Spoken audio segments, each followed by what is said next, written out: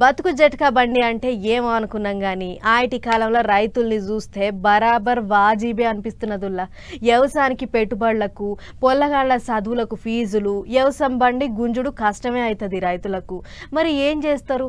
Vote ఉంటే vote ఉండదాయే. అందుకనే గింత గోస రైతులది. ఓ కొడకు చిన్నగా లేదు పోలాయను, మనుషులది కాదు. ఇత్తనాల కొరకు రైతన్నలు పెట్టిన పాస్బుక్లది. ఆయిటి కాలం దగ్గర పడుతుంది కాబట్టి ఇత్తనాల కొరకు నాలిక కలుసుకునేటి ఖాత అవుతుంది రైతన్నలకు. లైన్ల పాస్బుక్లు గాలికి ఎగిలిపోకుండా మీదంగా రాళ్ళు ఆటి కావాలుండేతందుకు రైతన్నలు. సంగారెడ్డి జిల్లా జోగిపేట వ్యవసాయం ఆఫీసు ముంగట గంటల కమానం నిలబడ్డ ఇత్తనాలు దొరుకుతలేవాడ రైతులకు. పొద్దున 7 గంటలకు వచ్చి మెయిన్ గేట్ దగ్గర లైన్లు ఉన్నాం. ఇప్పుడు ఆఫీసర్లు వచ్చిన తర్వాత లోపల తీసుకున్నారు. అది కూడా అందరు రావాలని చెప్తున్నారు. ఒక పక్క అందరు రావాలని చెప్తున్నారు. రైతులు ముసలోళ్ళు ఉంటారు, ముడిగోళ్ళు ఉంటారు, వికలాంగులు ఉంటారు, విద్యార్థులు ఉంటారు. ఎక్కడో పేరు మీద ఉంటుంది భూమి, వాళ్ళకి ఇయ్యకొచ్చారు. కౌలు చేసిన వాళ్ళు ఉంటారు, మరి వాళ్ళకు కూడా ఇయ్యకొచ్చారు. ఈ జీనుగులు ఎట్లా అందుతాయి? జీలిగి ఇత్తనాల కొరకు జిబజిబా అంటున్నారు రైతన్నలు. పోయినేడు ఎకరానికో బస్తా ఇత్తనాలు ఇస్తే ఈ ఏడు 2.5 ఎకరాలకు ఒక బస్తా ఇస్తామంటున్నారట. అది కూడా మళ్ళా సబ్సిడీ లేనే లేదు.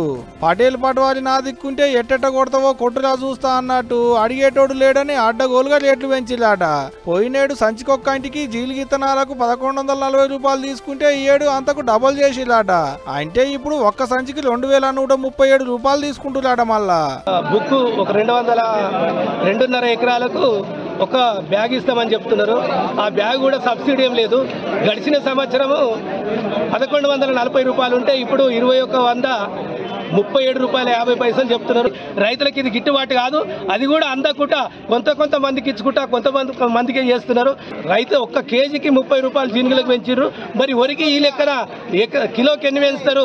4000 చిల్లర ఉంటే కూడా మద్దతు ధర కాదు. ఒక సంగారెడ్డి జిల్లాలనే కాదుల్లో అంతటిదే కథ.